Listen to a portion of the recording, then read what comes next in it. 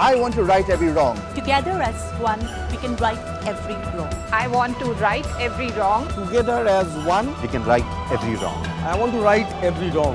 And together as one, we all can right every wrong. I want to right every wrong. Together as one, we can right every wrong.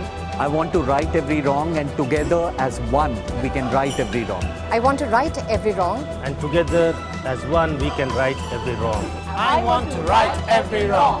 Together as one, we can right every wrong.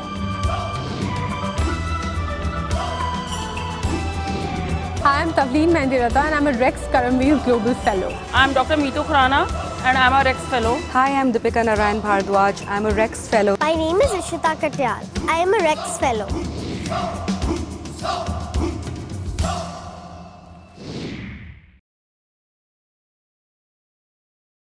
In the audience, and the whole idea of this little traditional ceremony that we do under this tree is that we've been doing this for the past 3 years. We'll introduce you to some of our Karmaveer Puraskar award recipients today, yeah? And they'll come and talk to you about their work before they receive their award this evening. In the morning yesterday, I asked you about the meaning of Namaste. Not too many people knew the meaning, right? Today morning, I asked you about the mission statement of India. Not too many people knew the mission statement of India also. Not to worry, a lot of people don't know the mission statement of the organization they work for also, right? But India was one of the first countries to have a very powerful mission statement, Satyameva Jayate, which means only the truth will triumph. And I always joke, it's become a television show now. Reliance Industries sponsors the truth. Sounds great, right? You get the idea? The truth has been compromised. The truth will only triumph when people are truthful. And unfortunately that's gone missing because most of us don't even know our mission statement. So when we don't know our mission statement, how will we practice it? A mission statement is a way of life for us as Indian citizens. Our rights, our duties, our preamble, which was given to us by our founding fathers. One of the best constitutions in the world. But the people are not adhering to it, the people are not practicing it, right? How many of you know the meaning of Vande Mataram? Tell us. Salute to mother. Salute to mother, okay. Anyone else? Hail the motherland, okay. Anyone else who wants to unpack it?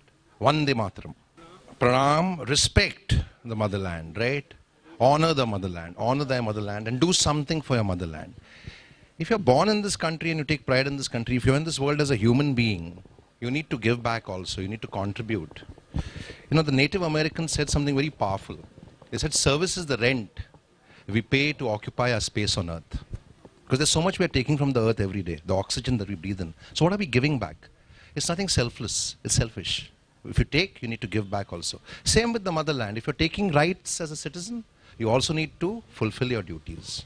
Right? And that's exactly what Vande Mataram is all about. So we have with us our music maestro Santosh Mulekar and Stephen, who have put a song together called Vande Mataram, and they're going to perform it now. Yeah. Good afternoon, everyone. Very good afternoon to you. I really can't hear you. Is the afternoon very good? Is the afternoon very good? Look at each other and say the afternoon is rocking. Come on. Yeah, one sec, Stephen. Jerry told me they all are musical. So we are going to sing Vande Mataram, and you also sing Vande Mataram, right? Vande. Come on. No, Vande. Vande. Vande. Mataram. Vande. Come on. Vande. Vande. Mataram. Vande. Please, everybody sing. It's your national song. Please sing it. Vande. Vande. Vande. Mataram. Come on. Come on, let me see hands. Vande. Vande. Vande. Mataram. Vande. Vande. Didn't they love music?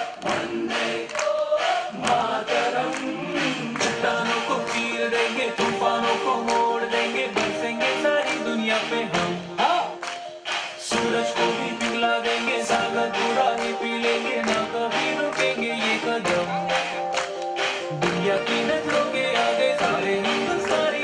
लेते हैं माँ तेरी ही कसम Vande Mataram come on sing it out Vande Mataram Vande Mataram Vande Mataram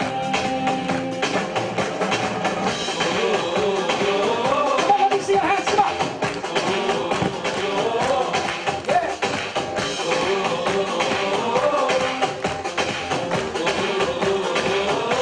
सुनहरी कहानी है सपनों से भी सुहानी है आजादी जो पाई है ऐसी ही न गवानी है आसमान में खुल के अब खुशियों के पर फहरेंगे ऊंची हर उड़ानों पर तिरंगा लहराएंगे हर रेस में आगे तेज रफ्तार से बढ़ेंगे उन्नति के रास्ते शुरू भारत माँ से होंगे दुनिया की नजरों के आगे सारे हिंदुस्तानी होंगे लेते हैं माँ तेरी ही कसम Vande Mataram Vande Mataram Vande Mataram Vande Mataram Come on, you're gonna see me fly. Come on, we're gonna touch the sky. Children of grace, lift up your face. Come on, we're gonna win this way. We are a freedom nation, rising up a new generation, bring peace to every nation. Together we shout, Vande Mataram. जो भी पहचान है, तुझी से माँ पाई है, बारी अब हमारी है, झोली तेरी भरनी है, हर दिशा तेरी नजरों की रोशन हम कर देंगे, प्यार भरा था चलिए तेरा तारों से भर देंगे, आसमान से ऊंचा तेरा नाम ही हम कर देंगे, दुनिया की नजरों के आगे सारे हिंदुस्तानी होंगे, लेते हैं माँ तेरी ही कसम वंदे मातरम वंदे मातरम वंदे मातरम वंदे मातरम चट्टानों को चीर देंगे तूफानों को मोड़ देंगे बरसेंगे सारी दुनिया में हम सूरज को भी पिघला देंगे सागर को राही पी लेंगे ना कभी रुकेंगे ये कदम दुनिया की नजरों के आगे सारे हिंदुस्तानी होंगे लेते हैं माँ तेरी ही कसम Vande Mataram Vande Mataram Vande Mataram Vande Mataram Vande Mataram Vande Mataram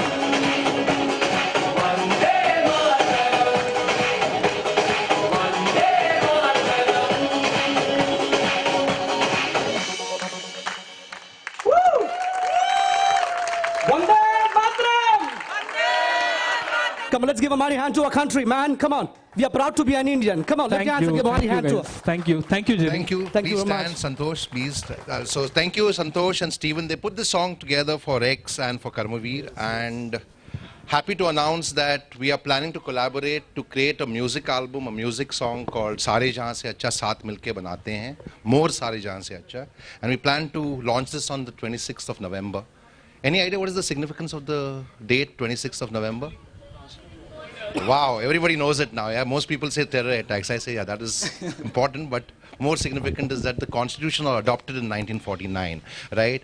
And that's what we celebrate as the Citizen Action Pledge Day, because I think we all need to pledge to do some citizen action to make the country better, to make the world better. A lot of wisdom originated from this part of the world, which is now called India. I take pride in that. And I think we can be the torchbearers for change in the world as a country called India. Rather than being known as a country of rogues and rascals, we need to change that. That we are not a country of rogues and rascals. We are a country of well-meaning human beings, good citizens. And that's the whole idea of Karma Bhoomi, the event that we are planning on 26th of November. We want to bring in school children, college students, young executives into a stadium, sing a national anthem, which is to be sung in 52 seconds exactly. That's the way to sing the national anthem. Sing our national song, which is Vande Mataram, and then create a national feeling that more Sare Jahan Se Acha Saath Milke Banate Hain. हमारा देश महान नहीं है, पर इसमें दोष मेरा ही है और किसी का नहीं है. There is no prime minister to blame, there is no chief minister to blame. Every citizen is responsible for the good or the bad culture of the country.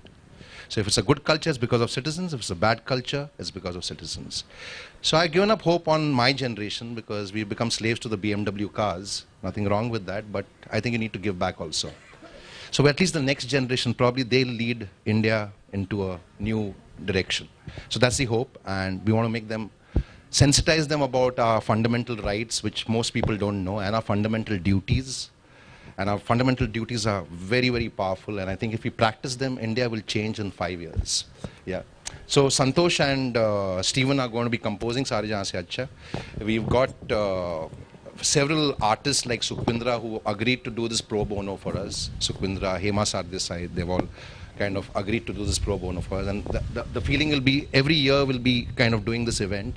And we start with one city in this year, and then we go into several cities from next year onwards. And we want all of you citizens to take this forward because we can't do it alone. So require your support to make this happen. Thank you so much. Thank you. Yeah. Thank you so much. Thank you, Jerry. So I told you about the significance of the 26th of November. We started with the Karmavir Puraskar way back in 2006, and we're in the 9th year now. And the first year we had awarded a few people from the government, media, corporate, and the NGO sector. From the NGO sector, we had Marcela D'Souza and Crispin Lobo, who do great work with watershed management and microfinance in Maharashtra. From the government sector, we had Mr. James Michael Lingdo, who was one of our Firebrand Chief Election Commissioners, who actually gave that office a certain stature and certain credibility. From the corporate sector, we had Anu Aga and Arun Maira. And we also had Vikram Akula from the NGO sector. And subsequently, we had to revoke Vikram Akula's award because of what he did with his microfinance unit in Andhra Pradesh. So one of the few awards where we take a stand that if somebody does something wrong, we will revoke the award. And this has been endorsed and validated by several award recipients over the years that you should do that. Yeah. And that's what we ask all our batches. And last year, some of you were here, and that's what everybody said. Because last year, we also revoked Tarun Tejpal's award. So if we don't adhere to certain values, the human values, they're not our values alone, then we will take that stand and we will, do what is required. Yeah. And that's where it is. And the first Lifetime Achievement Award was given to Dr. Varghese Kurian. And like I was telling you yesterday, that he said that this award is most dear to me because every other award you need to lobby for. You can lobby for it, you can pay for it, you can find your way through. But this award, all you need to do is make a difference and you can get this award. So we made it very inclusive. People from all walks of life get the award. And this year we have a few Karmavir Puraskar recipients who are in this gathering with you. And the format we follow is we issue a press release after the awards ceremony and after the fellowships, which will happen tomorrow. And the press release would have the names of all the award recipients. So that's a general press release. We'll also be sharing with all of you a press release format which you can, give out to the press so that you can do your own media releases. Yeah, so that's what. Earlier we used to do it before the award ceremony, but then we realized that it doesn't work well because it's better to do it after the award ceremony. So we'll share the press release with you. Feel free to make your changes and share it with the media. Is that fine? So is that clear? So the Karmavir Puraskar Awards is the highest in the hierarchy of awards that we have. In 2008, the UN approached us and said, we would like to partner with the Karmavir Awards. But we wanted to keep the Karmavir Awards free of any partners because there's a certain value system and principles that we follow with that. So with the UN, when they approached us, we said, we'll create another award so that, we can give it to people who just started doing something to make a difference. And that's when we, chose this two police people who had stopped trafficking, and we created the Karmavir Chakra. And in the International Year of Volunteering, which was 2011, we partnered with the UN internationally to create an award for volunteering, and that's where Karma Yuga was born. So Karma Yuga, what we do is we collaborate with several institutions to create a collaborative program. You saw the ceremony yesterday. And then we created the fellowships in 2012. We said, let's curate and let's find people who are doing good. And these are people that the fellows themselves find. And the fellows are also given the Karmavir Chakra, which will happen tomorrow, right? So there are 3 different award processes. So in the Chakra itself, we've created a hierarchy where you have the bronze. Depending on the continual work that you do, we'll take you to the silver. we'll take you to the gold, and then we'll take you to the Karmavir Puraskar. And then for former Karmavir Puraskar award recipients, we have the Karmavir Jyoti. So you just need to apply for the Karmavir Jyoti because that is only given to erstwhile Karmavir Puraskar award recipients. So that's the hierarchy of awards, right? A lot of you have had these questions in your mind, so I'm just clarifying all of that. Are we clear? Is that good? So I'll start with the first Lifetime Achievement Award winner, which is being given to a lady. It's being given posthumously. Her name is Mrs. Kamila Tayabji, who is the founder of the Women's India Trust, and WIT as it is called. And they've been doing phenomenal work to create livelihood for women. We have with us Danu Kushru Khan, Mrs. Danu Kushru Khan. May I please request you to come up and speak a little about Kamila Tayabji and her work, ma'am? Hello, everybody. I'm going to speak about Kamila Tayabji. She came from a rich family. She was protected. She went to school abroad, went to college abroad, and then she was a lawyer. She became a lawyer and a solicitor, and she practiced in the British courts. And she was known for her saris, which she used to wear. Everybody admired her. Wow. It's a lady, Indian lady, coming to England, wearing saris and practicing law. Till she met someone from the freedom movement and said, it's all very well for you to wear these starched saris and stomp around in the British courts. Why don't you go to India and do some real work? That made an impression on her.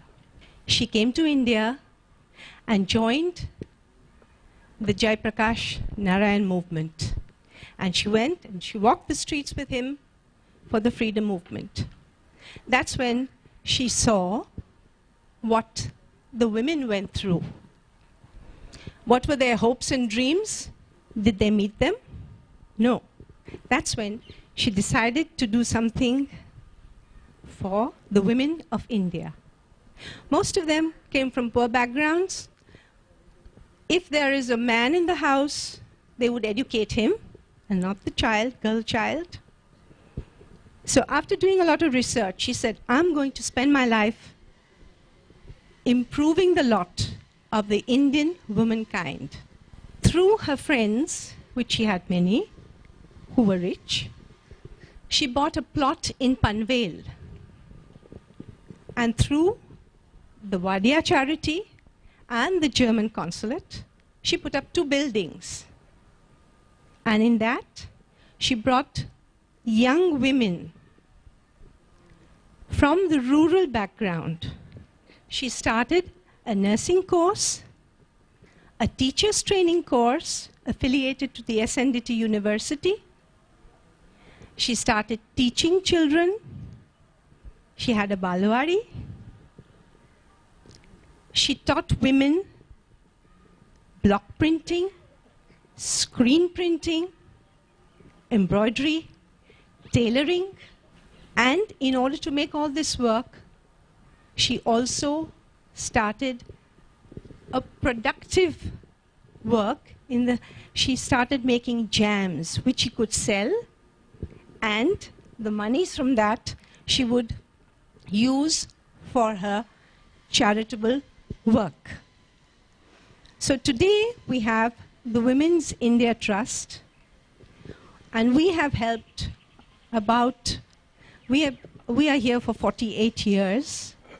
We have helped a lot of women stand on their own 2 feet, and a lot of nurses have gone, and they might actually be working in your homes or in the hospitals where you or your parents would have been. And we continue this work, but we need donations, as every NGO does. Anything more? Thank you. Thank you, Mrs. Khan. Thank you for listening.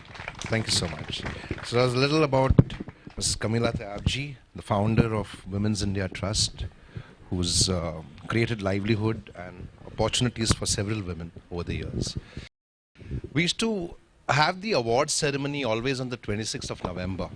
to basically rekindle the spirit of the constitutional preamble and make it as the Citizen Action Pledge Day. And then around 2 years ago, we decided to move away from that date because we wanted to reclaim some forgotten dates. So last year we had the award ceremony on the 27th of February. Any idea what happened on 27th of February? No. Chandrasekhar Azad, right? A forgotten hero, forgotten date, right? Because in history, Chandrasekhar Azad and the infamous four, as I call them, have been reduced to a paragraph, not even a chapter. The real heroes have been forgotten. So last year we did it on February 27th because we want to reclaim that date because that is the day when Chandrasekhar Azad was assassinated. And this year we are doing it around the 23rd of March. You all know the significance of the 23rd of March. It's Shahidi Divas. This was the day when our three big heroes, my big heroes at least, were forgotten. I think the most selfless sacrifice that the world has ever seen. Shahid Bhagat Singh, Shahid Rajguru and Shahid Sukhdev, and we've forgotten them. And the sacrifice has gone waste. So we want to reclaim this date and preserve what it stands for. And that's the reason to do the award around here. And we're basically planning to name the Lifetime Achievement Awards, in tribute of these 4 freedom fighters for the male category. And in the female category, we're going to announce the names of whom we are going to be attributing the award to. So the Lifetime Achievement Award for the male category is being given to Dr. David Dror, who's been doing brilliant work for the people of India through his Micro Insurance Academy. I would request Dr. Dror to please come up on stage. The real award should go to maybe Jerry for all that he's doing to recognize work that he considers good, or to the people who give content, life, meaning, continuity to the work that many of us here are doing. They are not in this auditorium. They usually are voiceless, but not really. Not really. Because what strikes me and what motivates me is that those that are considered today vulnerable, very weak, very needy, almost helpless,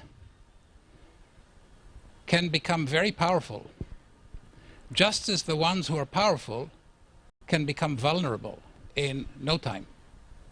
We should not consider the vulnerability as a static situation. What is maybe creating that vulnerability are certain institutions that have not always served the population. There is a lot around the institutions of money lending that has been very, very important, but not very instrumental to the needs of the borrowers.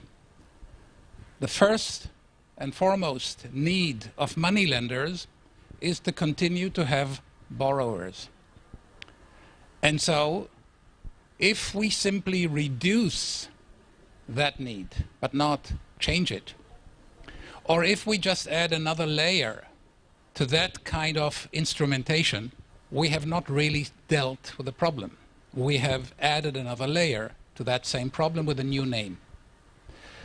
What I have been doing in Odisha and in Bihar and in UP, Eastern UP, and in Nepal and in Bangladesh, and now also in certain countries in Africa, together with a wonderful team. Some members of that team are here, others are in the field, yet others are probably at home. What we are doing is trying to help people, communities, villages, create their own pools of resources which they can use to defray, mitigate, or altogether eliminate certain risks that they can't avoid. We are all exposed to risk. We're not all good at managing it, but we're all exposed to risk. Health is one risk. We're all born, we will all die, and in between we all have ups and downs. That we have ups and downs is not an interesting story. But that if a family becomes landless because of a single health event in that family, that's a story. That should not happen. But 80% of the landless farmers in Cambodia are landless because of a single health event in the family. In certain parts of India, the numbers are not much different.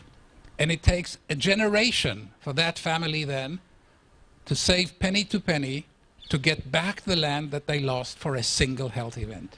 There are better ways of dealing with this, and those better ways are in the hands of people if they are helped to create that mutual aid, this cooperative activity. That's what we are doing in various places in India. If you recognize my work, you recognize this work, and you recognize the capacity of Indian villagers, rural people, illiterate, innumerate, and without any experience with insurance, to be their insurers, their risk managers, and manage a better life for themselves, but not individually, collectively. And the values of the family, the extended family, and the local network are then mobilized to actually give solutions and not just consolation for bad events. So that's what we're doing here. And I actually should thank you, India, and the rural populations we work with, because in addition to being very gratifying as an activity, it is intellectually the most gratifying activity I can refer to in my own life.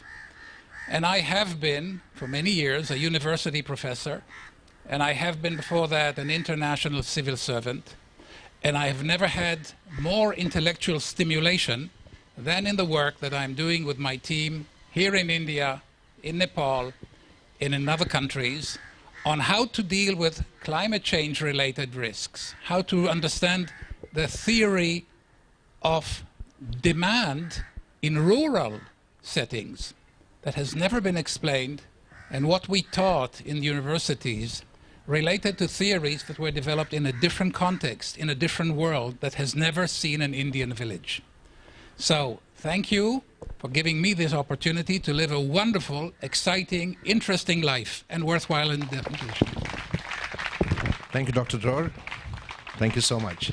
It's amazing how India attracts so many people from all over. You have Caesar here, you have Dr. Dror, who's from France, and they probably, Switzerland, and they probably become more Indian than us, right?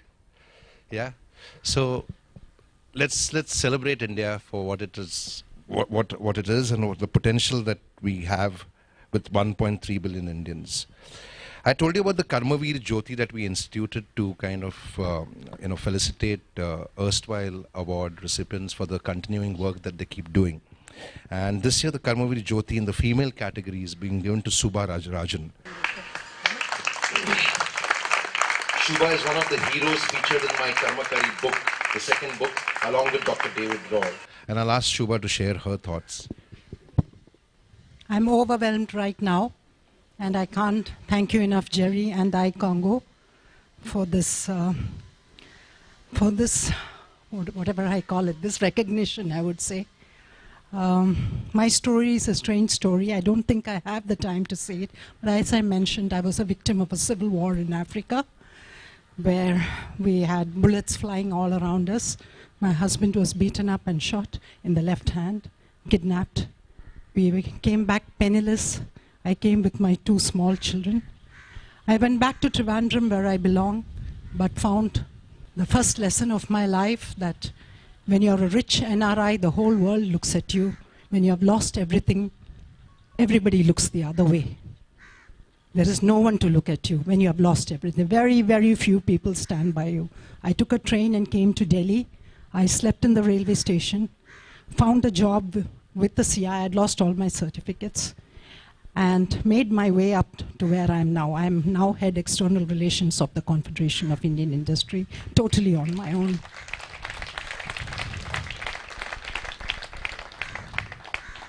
Today, I admire Jerry for the values and thoughts he stands up for, the principles he stands up for, and that he has the guts and the honesty to call a spade, right? To say what he thinks. Not many people have that kind of guts. And friends, join me in giving a big hand to Jerry and the iCongo for the sheer honesty of their work. I'd like to end by saying that today, how do I return back to society? I do it in a very strange way. When I was in Africa, it was a Nigerian who helped us to escape from there, from Liberia, where I was. When we were caught by the militants and, we had no food to eat. I've written a book, a story my daughter has written called One Tea Bag. We shared one tea bag for 20 days. We dipped it, until we squeezed the tea bag and there was nothing left because we had no food to eat. And 2 packets of, so I respect a tea bag and I respect the packet of biscuits I saw here, because that was our food for 2 months. I respect every food now. Today I'm grateful to God for the family that surrounds me, the food I get to eat every day, and the freedom to breathe the fresh, free air. Because all these 3 things I did not have when we were caught in the civil war in Liberia. And finally, how do I return back to society? I try to help people like Kalra, who's here. Where are you, Mr. Kalra? Another gentleman to whom you must give a big hand, because he supports the homeless. I think you all know Ravi Kalra. And I know how it is to be homeless, not to have a roof. I used to come out of the office and not know where to go. I did not have a roof for home. And the first basic thing a human being needs is a roof over their head. So Mr. Kalra looks after the homeless. Congratulations, and God bless you for what you do. I support organizations like Mr. Kalra's, the leper colony run by who won the Karamveer Puraskar last year, Ma Shama, because I worked with lepers and I know a smile is contagious, leprosy is not. Nobody goes near a leprosy afflicted patient because they think it's contagious. It's not contagious. Please, Siraz, similarly. And the last thing that I do is that I work with the foreign inmates in Tihar jail. Why do I work with the foreign inmates there? People don't know there are almost 300, 400 foreign inmates languishing in the Tihar jail, because their cases never go up. They don't have the money to go to good lawyers. Many of them are Africans, many of them are Nigerians. They're caught for small things like for 1 small gram of cocaine, and they are languishing for 15 years, 20 years there. So I work with because I don't get any credit for that. Neither their government gives me credit, nor the Indian government. But I know what it is to be in a foreign country, and fate is not in your hands. So I help the foreign inmates languishing in the jails of India, because I know what it is to be caught in a foreign country and have nobody to help you. Thank you, ladies and gentlemen. I'm very overwhelmed with what Jerry has given me today, the Karamveer Jyoti. I hope the Jyoti, as you say, the flame, I can carry it on forever and ever to ignite hopes, dreams in generations to come. Thank you, Jenny. Thank you, Shubha. So, like I said, so Shubha's story, One Tea Bag, the story is called One Tea Bag, is in the 2nd book of Karma Kari. That's another way of taking the stories of our heroes out to people, and that's where in 2011 we decided to start working on the books. A lot of people told us, who will read stories of... People want to read about Shah Rukh Khan and Sachin Tendulkar. I said, but they're not my heroes, I don't have much respect for them. And we published the book finally in 2013, and I'm happy to say that the book has become a bestseller. We've signed a contract for 10 more books, which are going to be published in the next 5 years. So it'll tell a lot more stories of several heroes who are Karmaveers. Our dream is to see 7 billion Karmaveers changing the world every day, right? It's a dream, and I think it can happen if all of us take that dream out, yeah? Shubha spoke about, every time I hear this story, and I've heard this a lot of times, it's like an espionage movie playing in my head, because it's difficult being in that situation, because it's very difficult. I was in Africa last year in a place called Congo, and I had these 2 huge bodyguards given to me because I couldn't step out. I was put up by my client with whom I was consulting in one of the best hotels called the Kinshasa, which is a 7-star hotel. It's complete opulence. And I was like, either you're in Kinshasa hotel or you're outside, because outside is abject poverty. And you can't step out of the hotel because there are chances that you can get kidnapped. So there's constant fear. And I remember I just went out for a walk in the morning thinking at 6 o'clock who will kidnap me. And I saw some people running towards me, and I ran back to the hotel. And the security guard told me, "We told you so, we warned you." You know, and I said, "Okay, I get the idea. I won't step out again." So it's difficult, yeah. And I think that adversity makes you very passionate about what you're doing. And yes, Ravi Kalra's work is brilliant, and we support Ravi Kalra, who's one of our award recipients. Is Dr. R. Ganesan here? Dr. R. Ganesan is our Karmavir Jyoti award recipient. He's also a former award recipient, but he's not here. The Karmavir Jyoti is named after Jyoti Singh Pandey, who was the Nirbhaya rape victim. Can't call her a survivor because she didn't survive. And if you've seen this movie by Leslie Advin, a lot of people speak against the film. I don't think she said anything wrong. Yes, she did some wrong things in the way she got the interviews probably, but I'll still give her the creative license. And I think she's exposed what the male psyche in India is. And it's very true, because we don't have respect for women. We have rhetoric that we have respect for women. And like I said earlier, if you've not given half your property to your sister as her inheritance, that's not respect for women. You may be educated and intelligent, but the respect for women is just superficial. And I think that's where it all starts. Hanging rapists won't stop rapes. I think teaching respect for women to younger generations will stop rapes. And I don't think men are more or women are more than men or men are more than women. It's about equality. It's about fairness. Yeah. So I don't think Dr. Ganesan is here, but we move on to the Dr. Varghese Kurian One Vision to Make a Difference in Our World Karmavir Puraskar. Every year for the past 2 years, this is the third cadre of Rex Karmavir Global Fellows. Colonel Sanjeev Datta was our fellow in the first cadre. Where's Colonel Sanjeev Datta? Is he here? He's now our convener and curator. He works with several fellows, and we've handed over the fellowship program to the fellows. And every year what we've done is that we choose one male and one female from the fellows as the Karmavir Award recipients for the Dr. Varghese. We've named this award after Dr. Varghese Kurian as a tribute to him, who I feel, and we've been running this campaign for long, is the only man who right now deserves the Bharat Ratna. But the Bharat Ratna is given to all the wrong guys, like they gave it to Sachin Tendulkar, God knows for what. He's not done anything for the country, besides playing cricket and making money, and endorsing the Reliances and the Saharas and the IIPMs of the world, all fraud companies, right? So what did he get the Bharat Ratna for? I don't know. Yeah. And yet, Dr. Varghese Kurian, who has created huge opportunities for several people in the world, has not been given this award, which is so deserving of, only because he took a tough stand during the emergency. So it's persona non grata. You see, if you do the wrong things, people recognize you. They'll give you the Padma Bhushan. They'll give you the Padma Shri. But if you do the right thing, they'll make you persona non grata. And I think that's the relevance of the Karmavir Awards today. We want to bring the people who do the right things into the forum. And we've given the Dr. Varghese Kurian One Vision to Make a Difference in Our World in the female category to a girl called Sashi Priyadarshini. She is a corporate executive who works with HP, but that's a day job. She works 24/7 trying to convince people to donate their organs. And that's a mission, that's a purpose in life. She cannot be with us today because she's expecting a baby anytime now. It can happen today, it can happen tomorrow. And her family also needs to be with us. So we'll probably give her the award in a ceremony in Chennai at her office sometime later.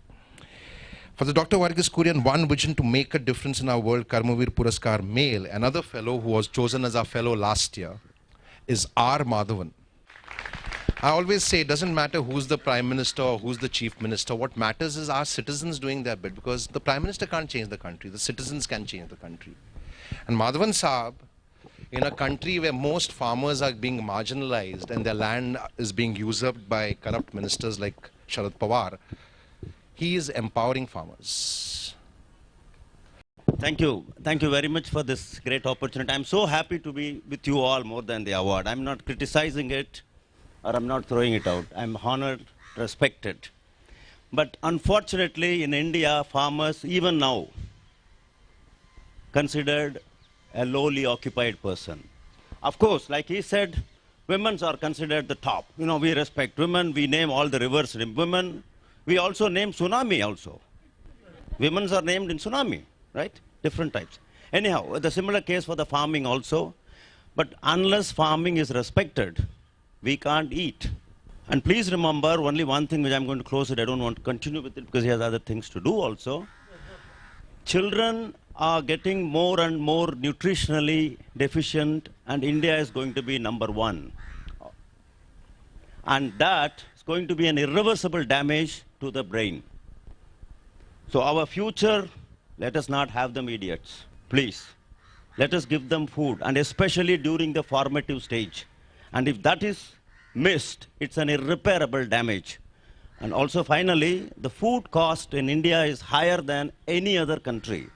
But in the entire world, farming can be done only in India 3 crops a year. Thank you very much to be among you. Thank you, Madhavan sir, and thank you for being with us. Great work that you're doing for empowering farmers. He'll tell you more about his work tomorrow. He's going to do a Rex talk tomorrow. Yeah. We have the category which is called the Lifelong Fight for Social Justice to Citizen Action. This is being given to Mr. Vinubhai Walia, who is too frail to travel now because very old. But we have Mr. Chauhan with us. Okay, he's come to receive the award on Mr. Vinubhai Walia's behalf. He's not here, so we'll move ahead. You know, a lot of people talk about how they will start volunteering after retirement or when they are 50. And I'm like, how do you know you'll wake up tomorrow morning, man? Yeah? What do you mean I'll start doing something good when I reach 50, right? And doing good is not just the responsibility of NGOs, right? It's the responsibility of every citizen, every human being. So you could be in any sector. You could be a corporate guy, you could be a media journalist, you could be a media owner, you could be a entrepreneur, and you could still be doing good. How many of you know whether you'll wake up tomorrow morning? No? See, you know. Okay, right? Yeah, hopefully, and I hope you wake up, yeah? Please do. Right? Okay. Yeah, to get the award at least, yeah? So because I think the reality is that we, like I was telling you yesterday, that, you know, at least 3 to 4 times a year, try to attend a funeral. It'll teach you what we are. And I always talk about my favorite quote by Imam Ali, which said, what are human beings so arrogant about? Our origin is a sperm, our end is a carcass, and in between we are a vessel for excrement. Kuch nahi hai, mere mortals, shit. That's it. But if you find that greatness within, you're everything. And I think that's where the human value system makes a big difference, right? So change champions can come from any sector. And we have with us today Mr. Sandilya, who's the chairman of a few corporates, but it's not that he's decided that he'll do it after his retirement. He's been making a difference regularly as he continues with his work as a corporate executive. I'll ask Mr. Sandilya to come and speak a few words.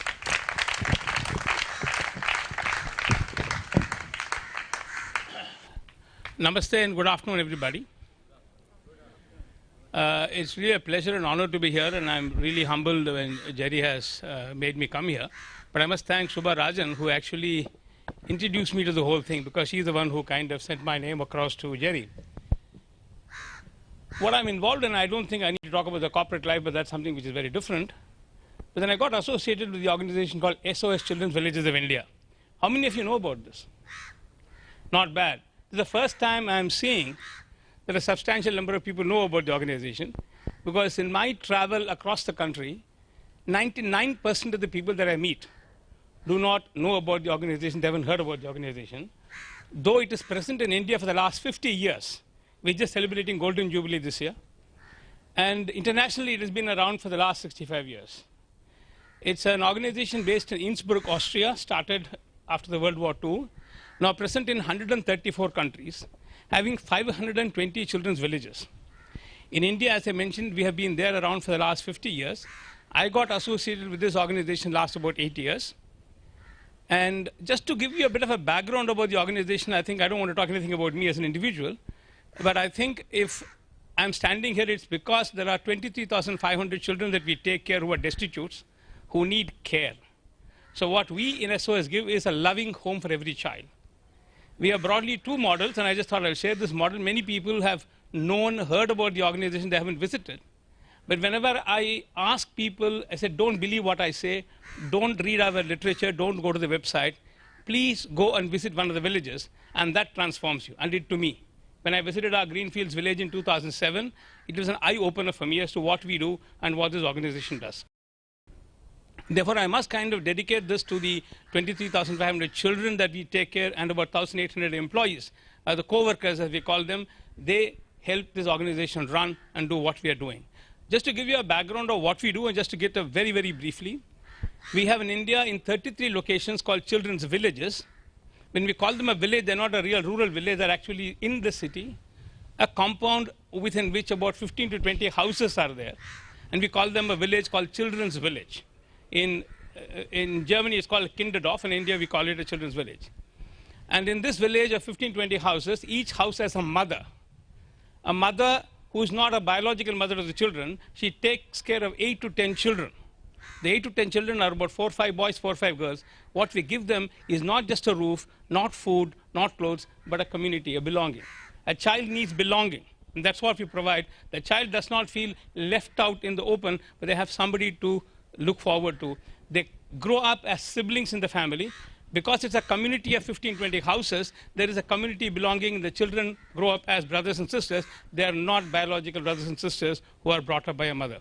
In each village, in addition to the mothers, 15, 20 mothers, we have 4 or 5 aunts. The aunts take care of the house when the mother is on leave or she is not well. And in addition, we have psychological counselors. Because the mothers come from a traumatic family themselves, they may not be able to help the children with their educational counseling. So we have 2 psychological counselors who are MSW qualified, so they're able to help the children with the right kind of direction of what course to pursue, what education to take care. And we have the usual administrative things like village master, village director, and what have you. The village director is a father figure, but otherwise we have the entire picture taken care of. We send them to the best of schools possible. They're not deprived of education in any manner whatsoever. Some of them go to English medium schools. Some of them go to modern schools, and Rishi Valley is in the kind of schools. Some of them go to the vernacular school, depending on the child's capability. And that's, I think, the broad background. In addition to this, this is basically a cure program. These are actually double orphan destitute children. In addition to the SOS villages, we have in all the 33 locations a program called Family Strengthening Program. And that's very critical for you to know what is Family Strengthening Program. Around the villages, there are families which have children who are likely to be abandoned because the families are very poor, they don't have a reasonable level of income. So what we do with them is to, number one, ensure the children have 2 square meals a day, they get education, and they are taken care of from the health aspects. Then we help the families, give them augmenting their income with vocational training. It could be a mushroom cultivation, could be engine maintenance, could be mobile maintenance, or what have you. And all microfinancing have small self-help groups. We enable them to increase their income, and over the last few years, we've increased their income by 300%. That's the kind of achievement that we have had. And all in that particular category, we have about 17,000 children being taken care of. So totally about 23,000, 24,000 children that we take care. The first program I told you, the villages, is the cure. And this one is prevention of abandonment. This is the 2 major programs. Then we run 9 schools. We have 4 high schools, which are CBSE syllabus, 4 middle schools. We run 1 school exclusively for children from minority where they don't go to school. We encourage them to come to children school in Nuhu. And we run a B.Ed college. We run a nursing college. We've got a lot of our, not only children, it's for the community. Anybody can enroll themselves in pass out nursing. We have a B.Ed college, and we do kind of take care. But the most important thing I want to share, something all of you would like to listen to, is we have a mother's training school. We train our mothers. The 500 mothers we have in our villages are all trained for a 2-year period, 3 months of academic training to take care of emotional management, child rights issues, how to engage with them, how to kind of manage them, how to run a bank account, how to do grocery shopping, how to keep accounting. After that, we give them 1.5 years of training in the villages as aunts. Only after the 2 years that they graduate to become mothers, provided they feel that they want to take the motherhood, matrutva. Where the motherhood is something very peculiar, and they take. And once they become a mother, they're taken care of till life. Even after retirement, give them pension to ensure the mother is not left alone. She is taken care of till her end. That's what it is, what SOS does, and my dedication to the children and also the co-workers of the SOS. Thank you. Thank you, Mr. Sandilya. So that's Mr. Sandilya, who doesn't just write a check for charity because he sees a child's face, right? He's doing something, he's involved with the cause, and he's helped improve the governance and the systems at SOS, made processes more robust. And I think that's the contribution that we are looking for in our award recipients, not just writing a check. His day job is as the chairman of iShare. He sits on the board of a few other companies like Mastec and other companies. But he makes the time to work with SOS and several other NGOs. So thank you, Mr. Sandilya. Is Mr. Ravi Chaudhary with us? Mr. Ravi Chaudhary, has he arrived? Okay. Mr. Ravi Chaudhary was our Rex Karmavir Global Fellow from the first cadre, and he's been doing phenomenal work, you know, as a leadership guru and doing work with several NGOs. So he's being given the Karmavir Puraskar Award again today for the Corporate CEOs Initiative Karmavir Puraskar, because he's been the CEO of 4 Tata Group companies earlier, now retired and is a leadership guru, but does great work and he's been doing great work throughout. We have with us from the corporate sector again, just to tell you that even people from the corporate sector can be well-meaning and do great work for society. We have Yashashri Gujjar, and I'll ask her to come and speak a little about her work. My request to everybody is to please now keep it brief because, I'd like to firstly thank Jerry and iCongo and the Rex movement, and it's truly very, very humbling, and I'm really honored. I don't really know whether I deserve it in the strictest sense. But what I'd like to say is that just because you're in the corporate sector doesn't mean that you need to go with the flow. And this is something I kind of realized when I took up social work as a career way back in the 80s. And when I joined the corporate sector, early 90s, at that time, most of my friends thought I'd sold my soul to the devil, because it was considered not a good thing for people from the social sector to actually join the corporates. And within the corporates also, I have been a fighter throughout, because I did not take at face value what my boss was telling me. I kept making him believe that corporates need to go beyond the mandatory or beyond the lip service into getting deeper into issues and actually resolving some of the problems that this country is facing, as opposed to just doing an event here and an event there. Unfortunately, the movement has not spread too much. There are still corporates who continue to do that. But I'm proud to say that I have been associated for the last 15 years with the Avantak Group. My chairman, Mr. Gautam Thapar, very, very dedicated and has always sort of gone along with me, and because of which we have been able to make a difference. Today we are working almost in about 800 or 900 villages, basically livelihoods, which is a very big focus of ours. That is the poorest parts, and in fact we are working across the red corridor, which is the militancy hit areas. We are also working on an issue which somebody mentioned just now, malnutrition. So all these issues are, all these areas or issues are things which ordinarily people wouldn't have got into. Even malnutrition is an issue that nobody wants to talk about because everybody believes that it's too political. Nobody wants to touch that issue, and we've been working at it for the last over 3-4 years now. We are looking at a third issue, which is democratic governance, because the governance in this country is really, really something that needs looking into, and that's another issue that we are focused on. How to bring all stakeholders together to actually deliver better governance in the towns and villages that you live in, and what can be done to do that. So as you can see, I think we are trying to make a difference in areas which are not conventional. Education, everybody is doing it. We are not wanting to do that. We are all the time challenging the status quo, and I must say that as a corporate, my head has taken that on very seriously. So that's the only reason why I think I deserve this award. Thank you, Yashashri. Yes, very deserving, because a lot of corporates are not ready to take on hard issues. So I think if you have a courageous person heading CSR over there, that person can influence companies also to make a difference. So thank you for that. We have Colonel Alag with us, who's being given the Corporate Executive Citizen Karmavir Puraskar in the male category. Is Colonel Alag here? Yeah, okay, right. Yeah, he knows I talk too much, so he says keep it brief. Okay, basically the strange part is I belong to a travel company. It is the only travel company in India which has a travel foundation. And why? It was to right every wrong. Now, right every wrong by a travel company, how? When the clients from abroad come in, it's an inbound tourism company. They want to earn their karma. How was their karma being earned? Stop at a traffic light, throw out pens, throw out biscuits, throw out notebooks, throw out some money. Karma kama liya, wapis jao. The MD of the company had a vision. He wanted something more synchronized, something better than that. I was working with his hotels group. At some point of time, I said, I'm quitting. I want to work with an NGO. Had enough of life. Want to see another part of life. He said, raise the foundation. And that's how the Travel Foundation, Le Passage Travel Foundation came about.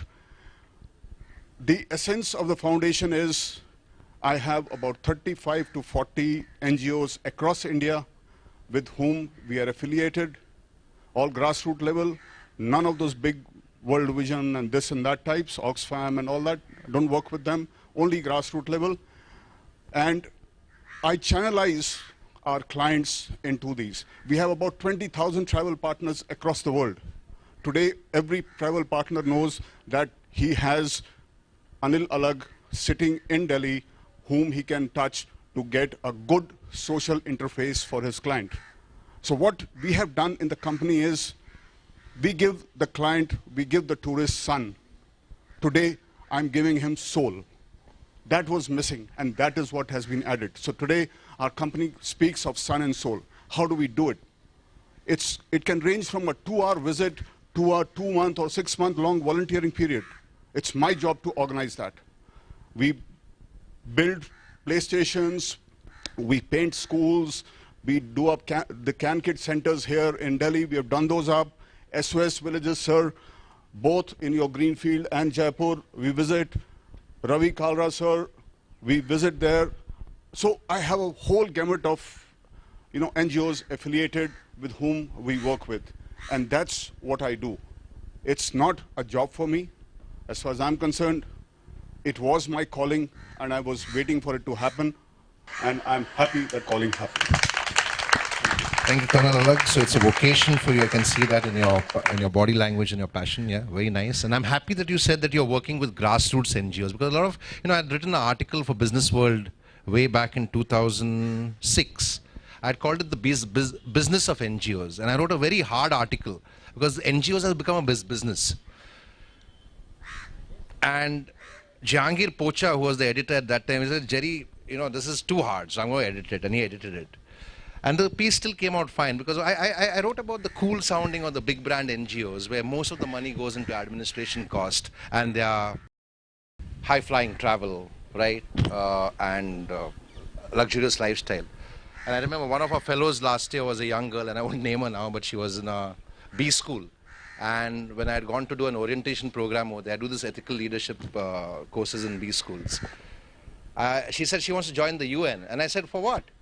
And she said, because it's a great lifestyle. So my auntie's in the UN and she has a great lifestyle. I said, we have enough of those in the sector. Please don't join.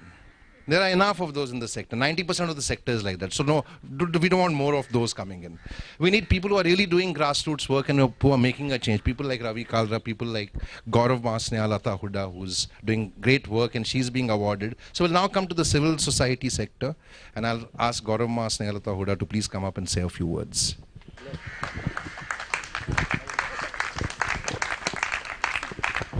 मैं आप सबका बहुत बहुत शुक्रगुजार करती हूँ जो आपने अपना इतना कीमती समय यहाँ आके और इस कार्यक्रम की शोभा बढ़ाई टाइम दे। मैं आप सबका बहुत आभारी हूँ जिन्होंने मुझे यहाँ के लायक समझा और मुझे कर्मवीर पुरस्कार के लिए सम्मानित किया जाएगा। तो मेरी एक ही वो थी कि मेरे मन में शुरू से बचपन से ये था कि मुझे हेल्पलेस की हेल्प करनी है और 24/7 वर्क करना है मुझे। तो बस वो जो लगन थी मुझे बचपन से ही थी और उसी के हिसाब से मैं निकलती थी बाहर और मैं देखती थी कि कहाँ क्या हो रहा है और मैं कहाँ क्या हेल्प कर सकती हूँ किसकी। तो मैंने ऐसे ही घूमती रही, देखती रही, सड़कों पे ऐसे फ़कीरों की तरह घूमती थी। तो मैंने देखा बहुत बच्चे रैक पिकर्स और झुग्गी झोपड़ियों में जो नशे करते थे, जुआ खेलते थे, उनको मैंने जाके ढूंढा, टटोला और उनसे बात की। तो सबसे पहले मेरा एक ही यही था सोशल वर्क में कि इन बच्चों को ही जो है मुझे सही रास्ता दिखाना है और इसी से जो है हम आगे बढ़ सकते हैं। हमारे देश का सबसे जो ड्रॉबैक है वो यही है, शिक्षा का अभाव, शिक्षा की कमी। तो इसलिए मैंने उन बच्चों को बुलाया, अपने पास इकट्ठा किया और एक पेड़, सड़क के किनारे ग्रीन बेल्ट पे एक पेड़ था, उसके नीचे लेके बैठ के पढ़ाना शुरू कर दिया। ये बात 9 साल पहले से है। और मेरा एक ग्रुप नहीं है, मैंने बहुत सारे ग्रुप बनाए हुए हैं जहाँ मैं बार बार ग्रुप में जा के उनको पढ़ाती हूँ और उनको अच्छी बातें, संस्कार, हार्मोन्स और ऐसी ही बातें, सोशल ज़्यादा, मतलब मेरा है कहने का कि मैं कैरेक्टर पे ज़्यादा बिलीव करती हूँ कि कैरेक्टर फर्स्ट आफ्टर एजुकेशन। तो कैरेक्टर के लिए मैंने उनको जैसे सारी बातें, गीता, संस्कृत, ये श्लोक वगैरह या जो और भी हमारे धार्मिक ग्रंथ हैं उनके बारे में, ये सभी बातें उनको सिखाती हूँ। पहला मेरा ध्येय यही है कि मैं इनको पहले एक बोल्ड कैरेक्टर दूँ, स्ट्रॉन्ग कैरेक्टर। अगर कैरेक्टर जब उनका बोल्ड हो जाएगा तो पढ़ाई तो वो अपने आप भी कर लेंगे। तो इसलिए उन बच्चों पे यही मेरा दबाव रहता है, डिसिप्लिन एंड कैरेक्टर, ये सभी बातें बहुत ज़रूरी है। और कैरेक्टर एक चीज़ से नहीं बनता, कैरेक्टर एक बहुत सारी बातों का एक समूह है जिनको हमें ओबे करना होता है और उनके हिसाब से हमें चलना होता है और उसी हिसाब से हम अपने जीवन में सफलता प्राप्त करते हैं। तो वो बच्चे बिल्कुल झुग्गी झोपड़ी के बच्चे, जो मेरे हिसाब में जब मैंने उनको पकड़ा, लाई अपने साथ उनको पकड़ के ही, तो समझो कई किलोमीटर ज़मीन में नीचे थे। उनको बुलाया प्यार से, उनसे बातें की। वो जुआ खेल रहे थे, कंचे खेल रहे थे पैसे से, और वो नशे की चीज़ें भी खा रहे थे। तो बस उनसे मैंने प्यार से पूछा, कुछ टॉफ़ी दी और प्यार से किया। तो उन्होंने कहा कि ठीक है, हम आप जैसा बनना चाहते हैं। तो मैंने कहा चलिए मेरे साथ आइए, ये सब जो मैं बनी हूँ ये पढ़ाई से बने हैं, तो पढ़ना तुम्हें ही पड़ेगा, पढ़ाऊँगी मैं। आज आप कभी चांस मिले तो देखिए आइए, वही बच्चे पहचान में नहीं आते हैं, उन बच्चों को बड़ा एक डिसिप्लिन और सोशल बच्चे बन गए हैं। और उन्हें ये भी मैं एक पहली शिक्षा देती हूँ कि डेली एक ऐसा काम करो जो हेल्पलेस की हेल्प हो। अपने लिए नहीं, अपनी तो तुम सभी करते हो, लेकिन दूसरे के लिए वो ही हेल्प जो है काउंट की जाएगी और नहीं। एक अच्छा काम प्रतिदिन करो और उसको डायरी में नोट करो। तो उन बच्चों को ये बातें समझ में आ रही हैं और वो बड़े अच्छे से इन बातों को पुल ऑन कर रहे हैं। और मैंने क्रैच से लेके 2 साल के बच्चे से लेके 15 साल तक के बच्चे मेरे पास, क्रैच भी खोला हुआ है और 7th तक अभी बच्चे आए हैं। और उनका पहले मैंने, उनको हिंदी नहीं आती थी, वो अपनी लैंग्वेज बोलते थे। वो इसकी हिंदुस्तान की अलग अलग स्टेट से बच्चे आए हुए हैं, मुझे उनकी लैंग्वेज नहीं आती थी। फिर मैंने उनको पहले हिंदी सिखाई, तो बड़े बच्चे थे वो जल्दी सीख गए। उसके बाद छोटे बच्चों को भी उनकी हेल्प से मैंने सिखा दिया, अब वो हिंदी बोलते हैं। हिंदी के बाद फिर मेरा विचार आया कि मुझे इनकी समाज में आईडी बनानी है। तो आईडी हिंदी में इतनी आसानी से नहीं बन पाती, इंग्लिश के बगैर। बट जिन्हें हिंदी ही नहीं आती थी तो इंग्लिश आप अंदाज़ा लगा सकते हो कैसे बोलेंगे। फिर भी मैंने इंग्लिश स्टार्ट की, लेकिन उसमें बहुत बच्चे नहीं चल पाए। बहुत बच्चे इंग्लिश सीख के राज़ी हैं और वो बोलते भी हैं। मेरा कई जगह मैगजीन में, पेपर में आया हुआ है, उन बच्चों की इंटरव्यू ली हुई है, उनसे क्वेश्चन आंसर इंग्लिश में किए गए, उन्होंने आंसर भी इंग्लिश में दिए हैं। तो मुझे भी बहुत अच्छा लगता है और बच्चे भी बड़े खुश होते हैं।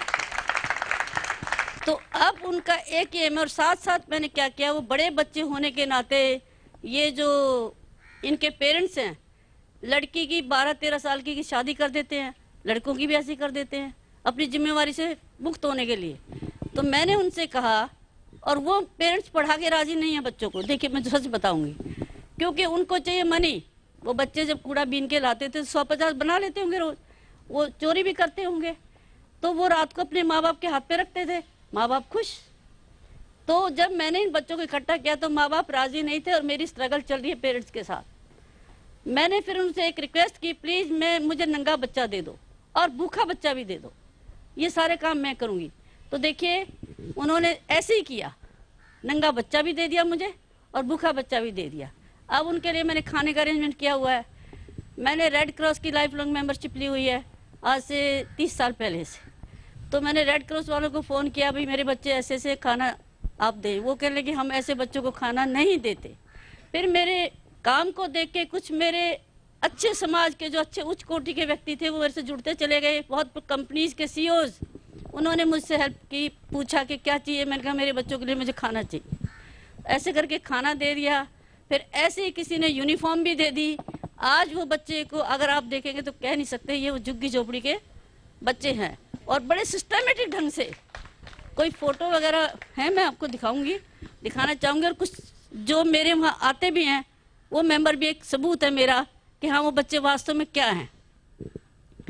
तो अब उन बच्चों में साथ साथ मैंने क्या देखा कि वो बड़े बच्चों की शादी कर देंगे, वो बड़े हो गए हैं। जब मैंने आज से 4 साल पहले वो 12 साल 13 साल के लिए थे, तब वो 15 16 17 के हो जाएंगे। तो मैंने उनके साथ साथ वोकेशनल स्टडी भी शुरू कर दी, जैसे सिलाई, लड़कियों के लिए सिलाई की मशीन का सेंटर खोल दिया, वहीं पे एक लैब बना दी सिलाई की, और लड़कों के लिए ड्राइंग की बना दी, एक जैसे और लैब बना दी मैंने, जो जिसमें जो बच्चा जो करना चाहे वो उसमें सब कुछ वो करते हैं और इंजॉय भी करते हैं, और साथ साथ एजुकेशन भी ले रहे हैं वो। और उसके बाद अब क्या उनका इतना इंटरेस्ट क्रिएट हो गया है कि अब वो इस जगह को छोड़ना नहीं चाह रहे, डेली अपने आप आते हैं। और बच्चा मैंने शुरू किया था 10-15 बच्चों से, आज मेरे पास 250 प्लस बच्चा है, 250 से ज़्यादा। और पेड़ के नीचे शुरू किया था मैंने, एक पेड़ था उसके नीचे बैठ के, सर्दी गर्मी बरसात कुछ भी हो मैंने कभी परवाह नहीं की, और बच्चों ने भी नहीं की। और उसी हिसाब से हम आगे बढ़ रहे हैं, और मुझे उम्मीद है, आशा है कि ईश्वर साथ दे रहा है, और मैं इस मुकाम पे आगे बढ़ती ही चली जाऊंगी आखिरी सांस तक। और मुझे ये एक ही काम नहीं करना है, मुझे सोशल अलग अलग टाइप के सारे कामों में मैंने इन्वॉल्व होना है। और मेरी आप सबसे यही है कि आप मेरे साथ जैसे भी जो भी आप हेल्प कर सकते हैं करें और जुड़े। और आपका बहुत बहुत धन्यवाद, आपने मेरी बात को सुना, जबरदस्ती सुना या जैसे भी सुना कुछ हिस्सा, लेकिन सुना और मैंने सुना दिया। थैंक्स लॉट्स सबका, all of you. Okay, thank you, Gaurav Ma. But I liked what she said, and I'll just kind of repeat it in English because I just summarized it in English. And I think I wish a lot of principals, teachers, and parents understood from her that character is the foundation of education. And that character is missing in a lot of mainstream schools today. Because they have the intelligence, they don't have the wisdom. Wisdom is not, after all, got in schools, right? And I think that character education is very important for a country called India, because we are completely going in the wrong direction. So thank you, Gaurav Ma, and very eloquently spoken, and you spoke about your work. Thank you so much. So she's from the civil society. We'll move on to a person who's a professional. Mitu Khurana is Ayuvanti. Yeah. So Mitu's been working for several causes, and she's a professional, she's a doctor, she's getting an award in the professional category. So the basic idea is that people from any walk of life can do something to make a difference. Thank you, Jerry, thank you, Rashmi, for nominating me for the award. Basically, my work started when my parents educated me, I became a doctor. But when I got married, and the dowry harassment started, and then I conceived, I had twins, they started forcing me for sex determination, and then they found out that I'm carrying daughters, so they started forcing me for abortion.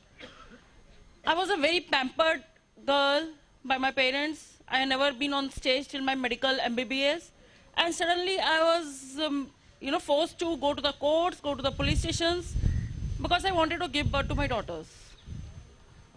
And my parents opened their house. They said, Mitu, this is your house, come back. I went there, I gave birth to my daughters. When my daughters are 4 months old, I tried going back to my in-laws, and my mother-in-law pushed my 4-month-old daughter down the staircase, कि ये मरेगी तो अगला बेटा होगा. The fight didn't start there. The fight which started with my husband and in-laws, that has, when I came out and tried to fight back, tried to file a complaint, what I found was that the society is very hostile towards women like me. They like victims, they don't like survivors. I was told to go back and give my husband a son. For 3 years, I was counseled by the Crime Against Women cell to save my marriage. And it was, one of the judges also told me कि जब अगर तुम मर जाओगी तो तुम्हारे parents आ सकते हैं, law का साथ ले सकते हैं, तब हम आपको justice दे देंगे. मतलब एक जीती औरत की कोई कीमत नहीं है. So then when I saw that this is the scenario with an educated woman, I thought कि अगर मेरी जगह पे एक uneducated औरत होती, जिसके parents भी बहुत बारी supportive नहीं होते, वो कहते हैं अब हमने तुम्हारी शादी कर दी, अब तुम जानो, you have to maintain the marriage. अगर वो मेरी जगह पे अपनी बेटियों को बचाना चाहे, नहीं अबॉर्ट करना चाहे, तो वो कहाँ जाएगी? हमारी सोसाइटी आपके साथ नहीं है, हमारी अथॉरिटीज आपके साथ में नहीं है. And I found that I didn't knew where to go for PNDT complaint, for the sex discrimination complaint. So I started creating awareness on that.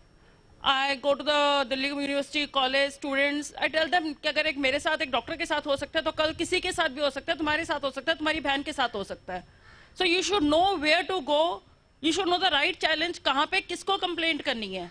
And it was only in 2009 कि मुझे पता लगा कि I'm the first complainant in India, the mother to file a complaint against my husband for forcing me for sex discrimination. तो मुझे यही पता लगा कि क्योंकि मैं पहली one I am trying to file against the tide, that's why perhaps it's tough for me. I don't want to set up a bad precedent and that's why despite many hurdles, many threats, 2 to 3 times they tried to kill me, I'm going on because I just want to set a good example. And I'm proud to say that once I came out in 2008, around 10 to 11 women have now more come forward and they have said that no, we will not kill our daughters, or they have come and said that yes, I was forced for abortion.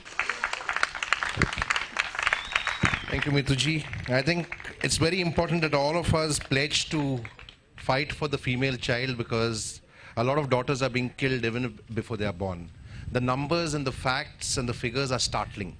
A friend has made a movie called Kajariya, and I believe in a lot of villages, they've actually created this like God men and God women, because they don't have ultrasound, right? So the children are born and then killed and buried.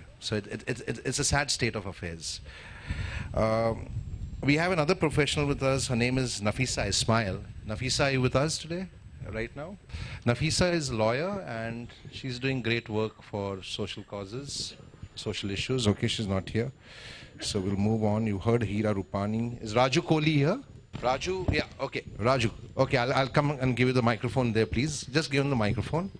Raju did a brilliant workshop last year at the Rex Conclave, where he basically taught people about how to live with blindness, and I'll ask Raju to say a few words. Thank you for all of you.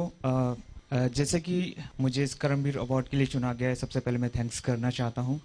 और जिस field में मुझे ये दिया जा रहा है, मैं बहुत ज़्यादा खुश हूँ कि मेरे काम को इतना ज़्यादा प्रोत्साहित दिया गया. प्रोत्साहन आप सबसे मिला. मेरा जो काम है बेसिकली ब्लाइंडनेस से है कि अवेयरनेस लेकर के आना नॉर्मल के बीच में. जैसे कि सेंसिटिव वर्कशॉप मैं ऑर्गेनाइज करता हूँ, कंडक्ट कराता हूँ उनको, जिसमें कि हम सेंसिटिव बनाना, लोगों को सेंसिटिविटी सिखाते हैं. जैसे कि जो ज़रूरतमंद लोग हैं, जैसे ब्लाइंडनेस है, अगर ब्लाइंड कहीं पे होता है तो कई बार लोगों को उसके बारे में पता नहीं होता है कि कैसे वो एजुकेशन लेते हैं, कैसे वो अपने और काम करते हैं. तो इसके थ्रू हम वर्कशॉप के माध्यम से मैं इसको सिखाता हूँ कि मेरा जो काम है, जैसे कि हम प्रैक्टिकली, जैसे थ्योरिकल जितना जरूरी है उससे ज़्यादा प्रैक्टिकल जरूरी है कि प्रैक्टिकल जल्दी समझ आता है. तो ये थिएटर वर्कशॉप का जिसका मैंने डेमो लास्ट सेशन में मैंने दिया था, उसका एक डेमो. तो इसमें हम सेंसिटिव बनाना, जैसे कि आज भी जब मैं बहुत छोटी एज में था, तब मैंने सोचा था कभी बचपन में कि जागरूकता का अभाव बहुत कम है. जो कि पढ़े लिखे लोग नहीं हैं उनमें तो है ही है, कई बार मैंने देखा कि जो अनपढ़ लोग हैं उनमें भी बहुत ज़्यादा है. इसके लिए मुझे प्रोत्साहन मिला Isha people for the blind से, जिन्होंने कि मुझे एक प्लेटफॉर्म दिया. और मैंने कई थिएटर वर्कशॉप ऑर्गेनाइज किए हैं, जिसमें कि MNC कंपनी और स्कूल में IIT दिल्ली में भी मैंने ये ऑर्गेनाइज किया है, जिसके लिए प्रोत्साहन मिला.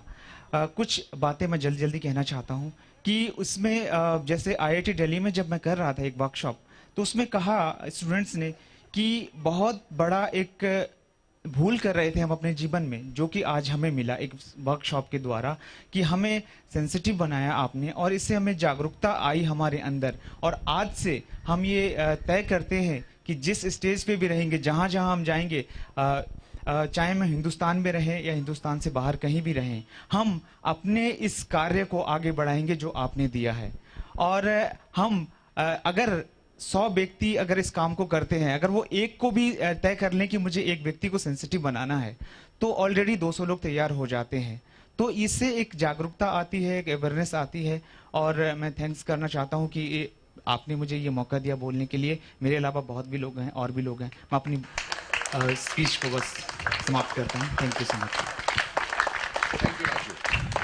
Thank you so much. So Raju is brilliant. And how many of you know about the Helen Keller story? What do you know about the Helen Keller story? What is Helen Keller's legacy? What is her legacy? Braille?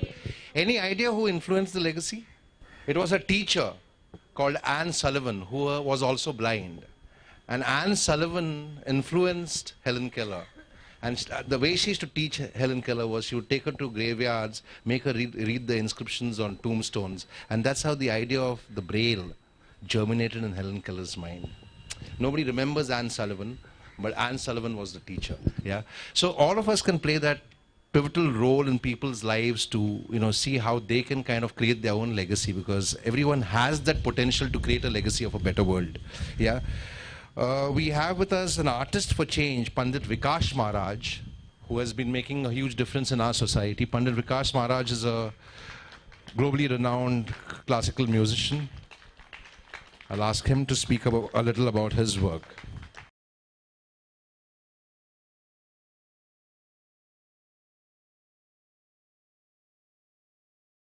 सबसे पहले मैं आप लोगों को धन्यवाद देना चाहता हूं कि मुझे इस लायक समझा गया कि आपके बीच में आऊं और ये कर्मवीर पुरस्कार से सम्मानित किया जाए। काम के विषय में मैं बहुत थोड़े में ही समझाना चाहता हूं कि दुनिया की कोई ऐसी देश नहीं है जहां पे मैंने काम न किया हो इस पृथ्वी पे। और विगत 38 वर्षों से मैं बनारस संगीत घराने को लेकर, बनारसी संगीत को लेकर, भारतीय संगीत को, संस्कृति को लेकर दुनिया के बड़े बड़े विश्वविद्यालयों में एज ए विजिटिंग प्रोफेसर कार्य कर रहा हूं। और मुझे खुशी इस बात की है कि मैं गर्व भी करता हूं कि मैं भारतीय हूं। और भारत सिर्फ साहित्य से या इंडस्ट्री से नहीं जानी जाती, भारत को लोग पूरी दुनिया कल्चर से जानते हैं। भारतीय संस्कृति के लिए मैं सत्य बताऊं, मुझे गर्व होता है जब मैं कभी किसी कार्यक्रम में बैठ के सरोद वादन करता हूं और हजारों हजारों लोग खड़े होकर मेरे संगीत को सुनते हैं। सुनने के बाद उनके मन में यही आता है, यही कहते हैं कि आज आपने जो दिया वो आज तक हमें कहीं नहीं मिला।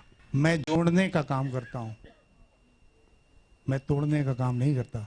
मैं भेदभाव का कोई भी, हमारे कलाकारों के बीच में मैं सत्य बताऊं, चाहे वो बिस्मिल्लाह खान साहब जी रहे हों, चाहे पंडित रविशंकर जी रहे हों, चाहे पंडित किशोर महाराज जी हों, हमारे यहाँ सारे लोगों को संगीत की शिक्षा एक बराबर दी जाती है। ना कोई छोटा है, ना कोई बड़ा है, ना कोई जात है, ना पात है, ना कोई देश, ना कोई दुनिया का, ना कोई border.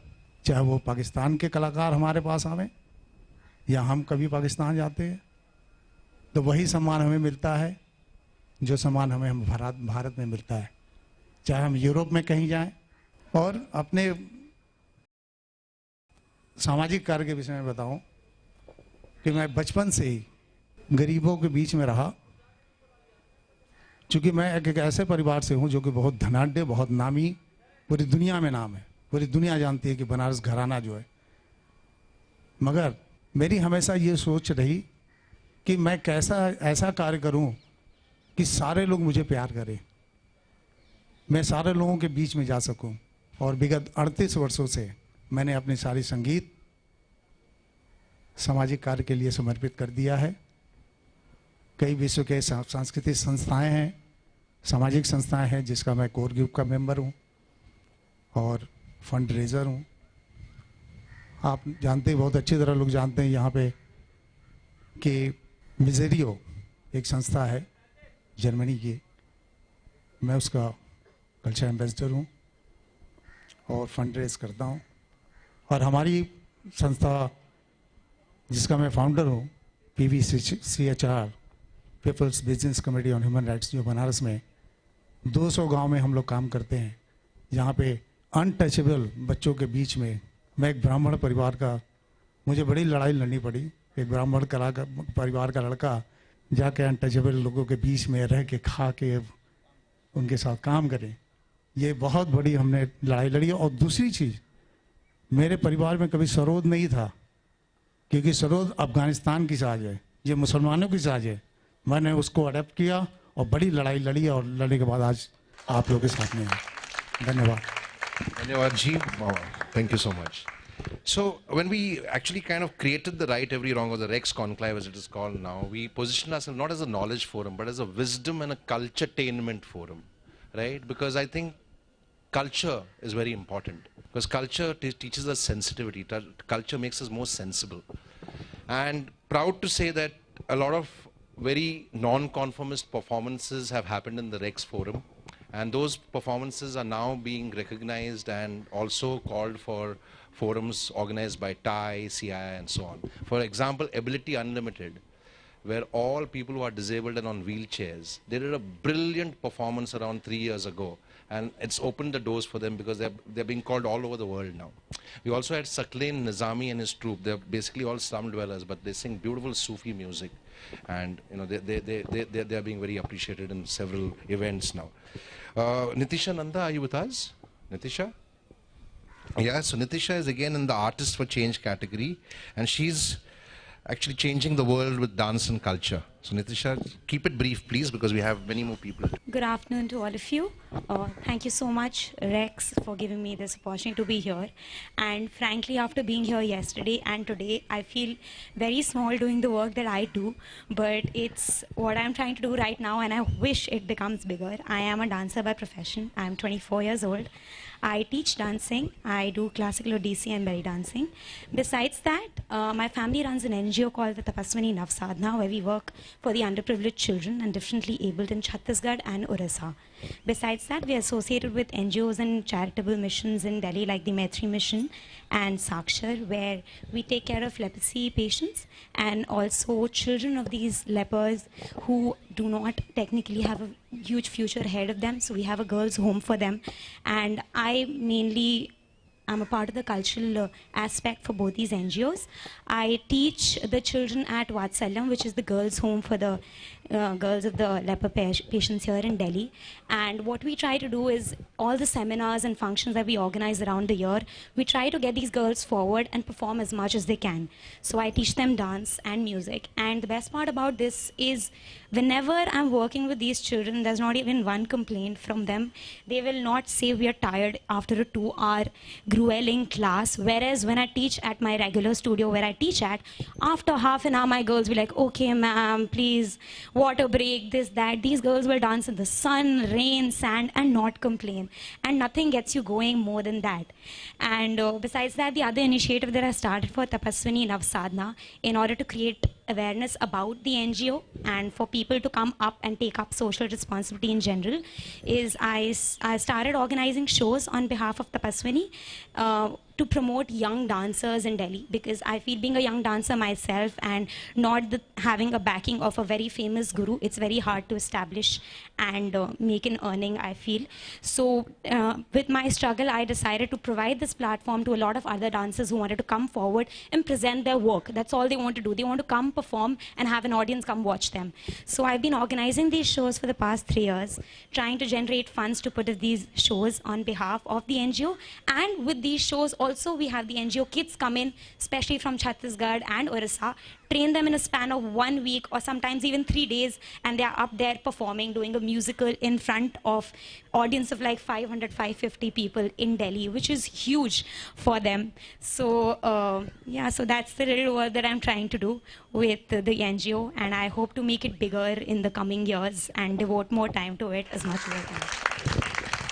Thank you, Nitisha. So we have people from the cultural field. We also have a music band with us, Samkara, which is doing great work to address social issues. Samkara, may all the members, the 3 members, and you'll see them performing later. But just keep it brief, please, because we're running out of time now. Yeah. Right. First of all, it's really a great honor, and I think that's a understatement after listening to all of you. I'm Sutirth. We are from Bangalore. Samkara. He's Jibo. He plays the percussion. He's the guitarist Simon. Will not take much time because we are going to perform. And we believe that music has that power to touch the souls. And if a soul can be touched, a lot of things can be worked on. So listen to us and tell us that if you are in the right track or not. Thank you. Thank you, Sudhir. So we have somebody from the fashion and beauty field who's doing amazing work to make a difference. We have Vandana Bharadwaj. So Vandana, please come up and say a little about your work, and please keep it brief. I'll have to adhere to the 3-minute principle now. Hello everybody.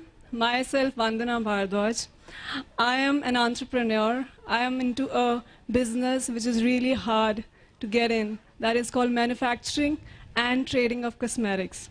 Getting R&D done, struggling to find the factories and all that, getting their work done, and then making a mark, fighting with men that, okay, women can also do this field also. And then, now today, my cosmetic company has won amazing awards for the quality of the product, for creating employment, and for showing the world, okay, whenever I meet a man, he's like, what are you saying? She can't, so, okay, I'm not gonna take her products. I can't take it. I was like, dude, after 6 months, you're gonna give me the order which you're giving to Unilever or something, and I fetch that order, whatever it is. Okay, these are the business things which I do. I have salons, 5 salons in Mumbai, 2 salons in Surat, and I give employment to only unprivileged children. I train them and get them, especially girls, training them in, you know, all the beauty courses, hair courses and all that. That's the business part. My business is all about social work, okay? The other thing which I regularly do is called My Helping Hand Organization. This is not an organization, this is a family. This is my extended family, wherein I've adopted couple villages. In fact, they have adopted me. The kind of mischievous things I do, and the kind of sincere work they're doing by associating with me, and the kind of sincere time they have been giving with me is something which I appreciate. And what I do is I teach them, all the children, every Sunday 2 hours in different villages and different slums. I give them whatever resources I can give. I don't take volunteers. I hate volunteers because they're not on time, they're not regular, they have a number of reasons not to come. So what I do is I train my own children and they become my volunteers. And they are what, and after becoming the volunteers, these only children, they take up other villages and they too teach there. You know, so this, and I don't take funds also. My NGO don't take funds also. What I do is, whatever you want to give away, clothes, food, whatever you give. I have boys, they go there at the river, and those other resources I provide them. Other thing, when it comes, okay, how am I going to educate my children? What I do is, I was like, okay, you want to sponsor 5 children education? This is a school, these are the 5 girls, pay the check to that school. I don't need it. This is what I'm working for. Thank you, Vandana. It's very much like our model. We also facilitate funds. We don't take the money into our bank account. It just goes to the charities which people want to support. Thank you. Brilliant work. So everybody can make a difference, right? Yes or no? It's not just about social workers, because everyone can be a hero. What does it take to be a hero? All you need to do is make something to make a difference. Do something to make a difference. We have Dr. Yunus Sola with us. Please come up. And Dr. Yunus Sola is an educationist and a philanthropist who's been doing excellent work. He's been nominated by a Rex Karmavir Global Fellow, Mandira Srivastava. Is Mandira here? Has she arrived? Okay, fine. So Dr. Yunus Sola. Thank you to Mandira and to introduce me to Jerry and to this amazing family. First of all, namaste, because in each of you there is an amazing, beautiful little spirit that I've seen in the last 2 days. This is not for me, it's for you. And if I can help and support any of you and continue to build that beautiful spirit and the magical, amazing, inspirational work that you're doing, that really would be the gift. Some of the work that I do is with very young, let's go back a step. Jerry said, we may not wake up tomorrow, so maybe my time is up. So part of the work that we do is work with young people around the world, but young people from certain, let's say, marginalized communities who themselves want to change their community. So we invest with them, we train them, we mentor them, and we spend our time working with them so that whilst we invest with one person, they will go back into their community and employ unemployed young women, men, anyone from within their community in order to build their community but the whole energy comes from within that community. Now you know and I know, and I've heard this the last couple of days, funding is an issue. Because we know funders, donors have particular behavior patterns. How do you convince them to support a young Bedouin lady in a faraway desert who doesn't speak any other language apart from their own and doesn't have access to anything like this? So the other part of the work that we do is work with donors. So philanthropists, donors, CSRs, trying to help them and guide them to give money in other ways. I'll speak a little bit more, Jerry, tomorrow. Maybe I could just stop there, but thank you very much, and it's my privilege to meet you all. Thank you, Dr. Sola. Dr. Sola has come all the way from Qatar, and thank you for making it. We have Princess Françoise Tudza with us. No, I just want to tell them that she's also coming from Switzerland. She's one of our former award recipients.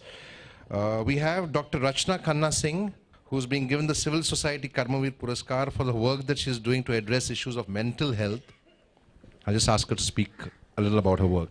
Keep it brief, ma'am. Very brief. Thank you so very much, Rex, and all of you being here. I heard a 24-year-old speaking, and I thought I'm one of the younger ones, but I'm so inspired by her and so inspired by all of you sitting here. My work is nothing very big.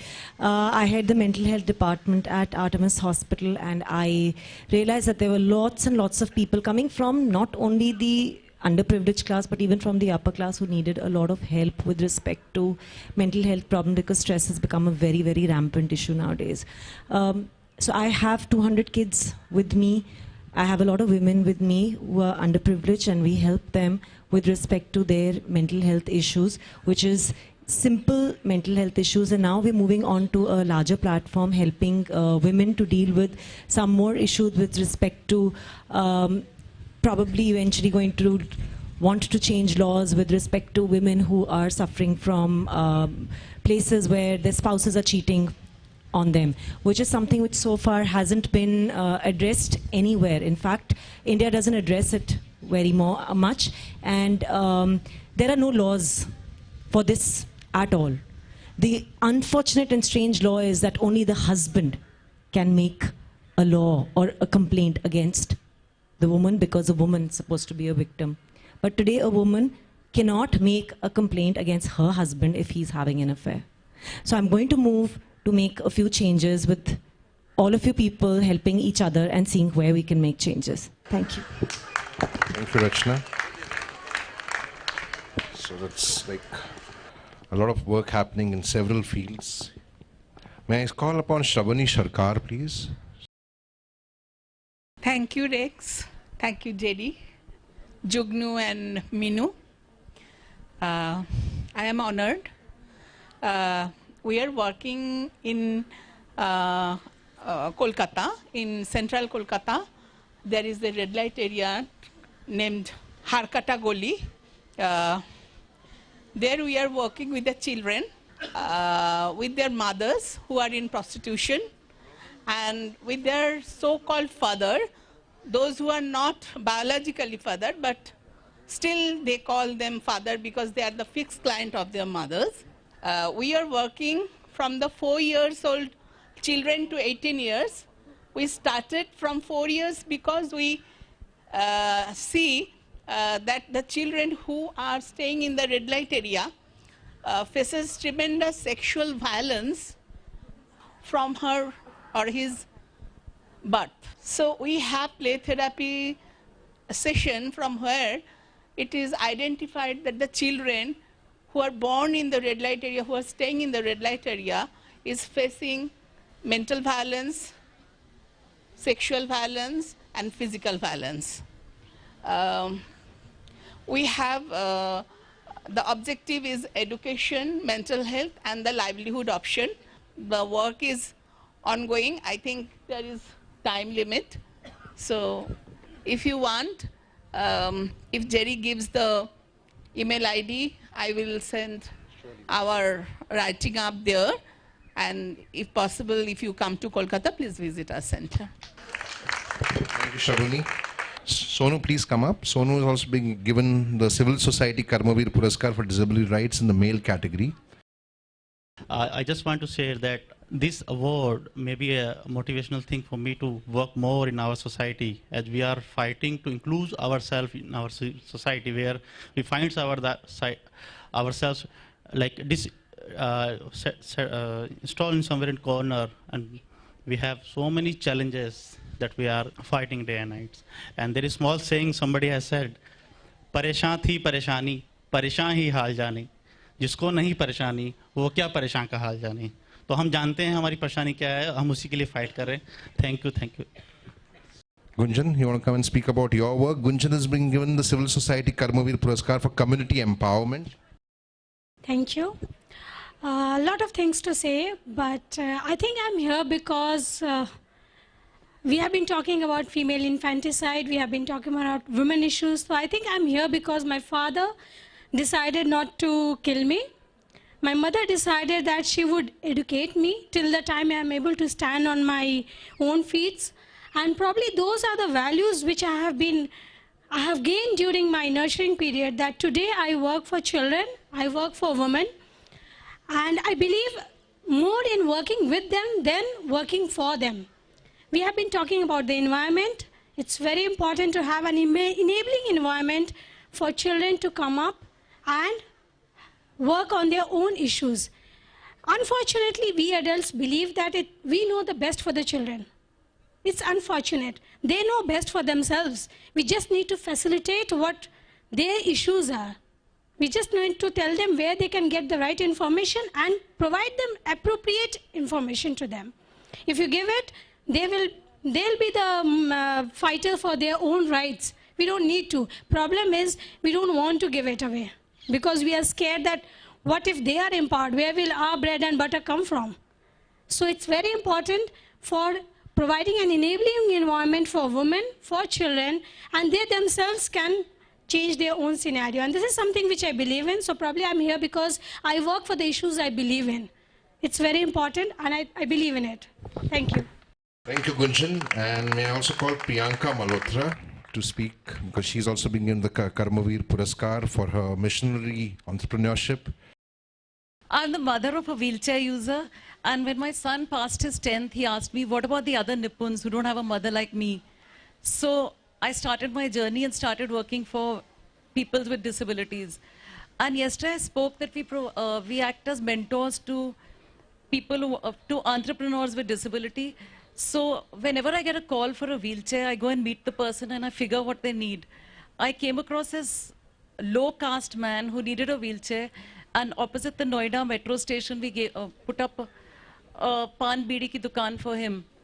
And in a week's time, we noticed that he wasn't there. People couldn't believe that a disabled person, low caste, was earning money. So they broke his wheelchair, they threw away everything, and we had to restart everything again. So being a mother of a wheelchair user, I realize that it doesn't stop at one point of helping.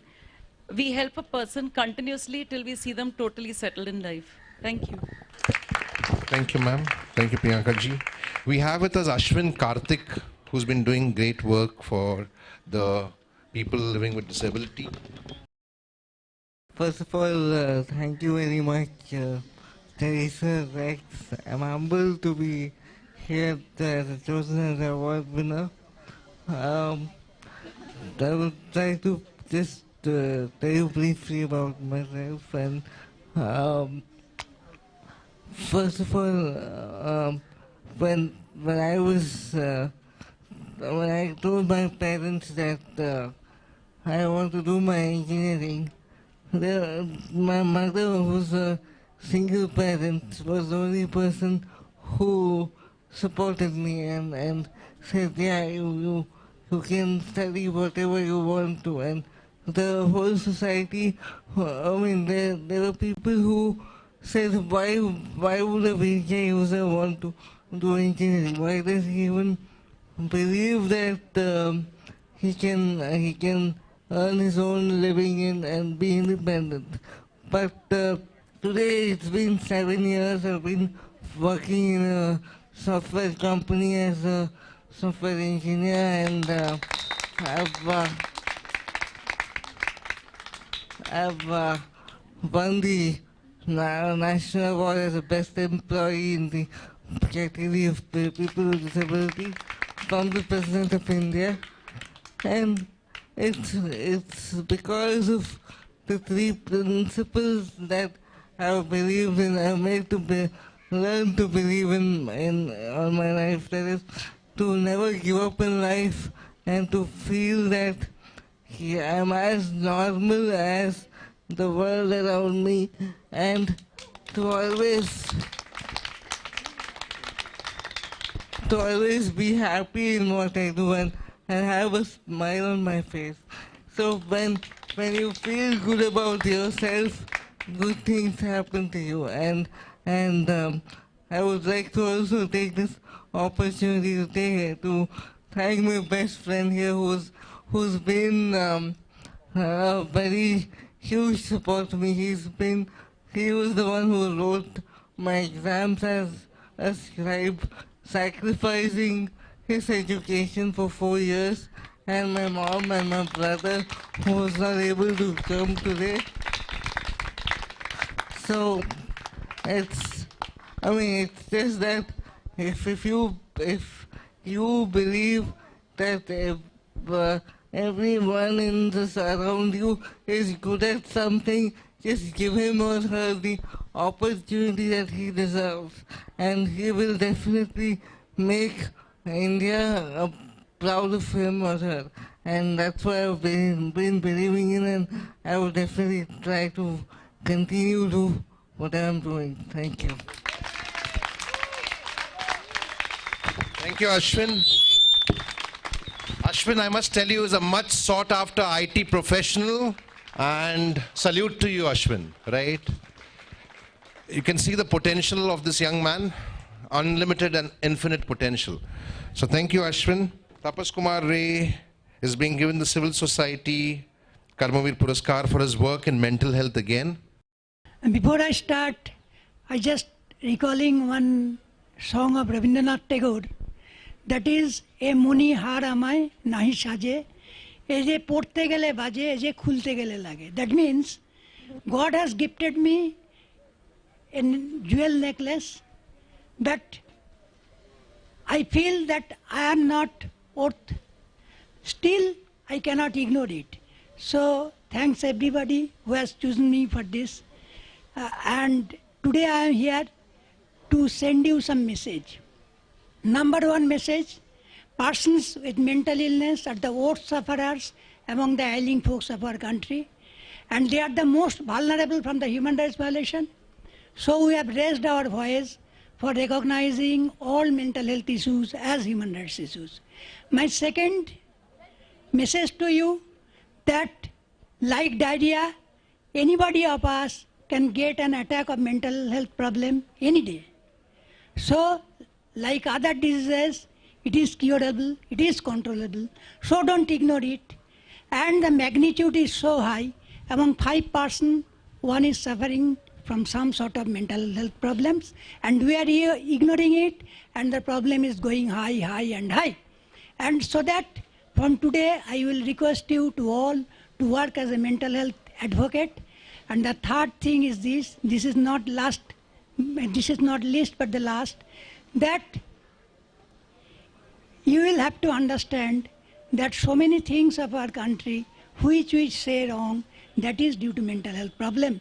And some personality disorder, some other things create a lot of social problems. So let us try to make this world more habitable, and don't allow anybody with mental illness to avoid treatment. That's all. I am conveying my thanks to all the organizers for selecting me.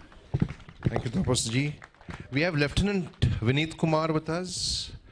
He's an army man, but he does great work in the field of IT security and cyber security, purely as his passion and as a missionary entrepreneur. Thank you, Jerry, and thank you, organizers. It's been an honor to receive the Karamveer Puraskar, and in fact, I got the Karamveer Chakra way back in 2008. When I was in army school, I was studying there. And during my school days only, I started my fight against the cybercrime. Because we had seen a lot of cases then. In 2003, I started my own social organization called National Anti-Hacking Group. And this group was active. In fact, it had a group of hackers. Generally, people believe that hackers are the bad guys, but we had a group of hackers who were working for an ethical cause, who were working to defend the country's, in fact, national information infrastructure. So this was the NGO setup, and after that, we saw a lot of cases increasing, cases of cyber violations, cybercrime, bullying, where in fact the children and in fact the women were harassed online. In fact, their photographs were morphed and they were made public. They were harassed. So we started an NGO again called Cyber Peace Foundation, collaborating with the senior IPS officers of Jharkhand and Bihar. Initially that we started it in Jharkhand, then we took it at a pan-India level. So now this NGO works again to help basically the students come out with if the student or if the kid has been harassed online. So we help them, we actually find out the case, we trace out the criminal, and then we also help them in lodging an FIR. So during my stint as Chief Technology Officer in Jharkhand Police, we in fact from the state police also rolled out a lot of schemes and initiatives wherein we gave a platform to the victims to come out with a problem, and then we used to help them out. So this is what we did as a part of my fight, in fact, against cybercrime. Thank you. Thank you. Thank you, Lieutenant Vinit Kumar. So he's a Karmavir Chakra Award recipient and is now being moved up to the Karmavir Puraskar. We have Rahul Varghese again, you heard him speak before, but if you want to just come and say a few words, he's again a Karmavir Chakra Award recipient and being moved up to the Karmavir Puraskar for his continual good work. Thank you, Jerry. It's definitely an honor to be here today. Well, like I mentioned in the morning, we're really in the business of changing people in 30 minutes or getting them to change themselves from the start line to the finish line of a 5-kilometer run. And so our run has just begun. Our goal is to get 200 million people going. So we've done about 175 runs so far across 11 states. But thanks a lot. And next time maybe we'll organize a run for everyone over here and get your sweat equity into our business. Thank you, Rahul. So you can take the man out of the business, but you can't take the business out of the man. So he's been a corporate executive for many years and then decided to chase his passion, and that's what he's doing now. But yes, and I think finally, Rahul, would you agree that you're doing what you love? Yeah? So many years in levers? Yeah? Right. So great. Pradeep Sharma, who is being given the Civil Society Karmavir Puraskar for social entrepreneurship and for transformation, changing the lives of several rickshaw pullers. Hi, thank you. Thank you, Zeri and Rex. Actually, I'm working with the rickshaw pullers in the country, the cycle rickshaw pullers, because as you know, that no rickshaw puller is becoming a rickshaw puller of his own choice. He become a rickshaw puller. Every rickshaw puller, they come to a city in search of job, but getting a job in a city is very difficult. And then there is no other alternative. Then they have to go only to drive a rickshaw, which is renting out in every city on, even some larger cities, on 2 shifts, day shift and the night shift. And they have to pay on the rent. So we have come out with a solution under a project called Rickshaw Bank. And under that we have come out with a new design of rickshaw. We have linked up with the insurance, license and uniform, the whole package we have developed. And we have delivered it to the rickshaw puller. And in return we are asking them to pay us the same amount that they are paying daily as a rent. That usually they are paying 50 rupees as a rent. So we also ask them to pay us 50 rupees, but that we consider as a installment. And in maximum 15 months of time, we just convert the ownership to the rickshaw pullers. So usually these rickshaw pullers, they have to ply this rickshaw for years together, for 20 years, 30 years, but they never own a rickshaw. They never access to any financial institutions nor to any insurance. But under our initiative, they become the member of the Riksha Bank, their access to bank, their access to insurance, their access to license, and they become the owner in maximum 15 months' time. So that way we are working, and so far we have covered with the partnership around 50,000 rickshaw pullers, and we are really able to make a change with this rickshaw pullers community. Thank you, Jerry. Thank you, Mr. Sarma. Wonderful work that you're doing. Thank you so much. And is Sanjeev here? Sanjeev Sivan? Sanjeev is getting the Media Citizen Karmavir Puraskar for filmmaker on contemporary issues. Yeah, thanks. It's wonderful to be here. And you know, this will be among the on the top, you know, from all the awards that have been given so far, you know. And thanks, Jerry, for this, and thanks, Shubha Rajan. You know, she made me know about this Karmavir Puraskar. It's wonderful to be here. And as I said during my introductory speech there, look, documentary was accidental to me. I'm a mainstream feature filmmaker. But once I got into it, got the feel of it, and you know, then I didn't stop there. And it's almost 5 years since I've been doing this. So this will continue as long as I live, and I love doing this, and also you know, the kind of impact that these films can make in the society. That really, you know, is the main thing. So thanks, Jerry, once again, and thanks to everyone who has won this award, and I hope I can come back again. Sanjeev, and I surely feel documentaries can make a lot of, if well made, and that's the reason I'm pivotal and a founding member of the Indian Documentary Foundation with Javed Jafri and Sophie Sivaraman. And the idea is to make meaningful documentaries which people watch and like to watch, rather than, you know, documentaries where people go out for a smoke. You can't go out for a smoke anymore, but they're still not interested. Yes, Hiraji, do you want to come up? Thank you, Sanjeev. Yeah. So Hira is Karmavir Award. She's been given the One Vision, One World Karmavir Puraskar because that's her vision, where she wants to help everybody and make everybody help everybody. Thank you. I wanted to share my journey. There was a requirement in Hyderabad where little children, infants were dying due to a hole in the heart. A lot of family and a lot of communities marry within their own community. And every day you would just see that 300 children died, 400 children died, 500 children died. So the district collectorate called upon all NGOs and said, come along, we need help. So I was a part of that journey, and there were 136 surgeries which were done for free. How it happened was really, it was like really impossible if you ask me. Every surgery was between 50,000 to 2.5 lakhs to 3.5 lakhs. So I would think, okay, how can I raise 1 crore or maybe more? But then when you're ready, the divine gives you everything. I got a call. I've never had like a job ever in my life because I'm an undergraduate. So qualification I do not have on a paper. So nobody will give me a job. So what do? I got a call from Deloitte asking me to teach Hindi conversation to expats. I said, wow, why not?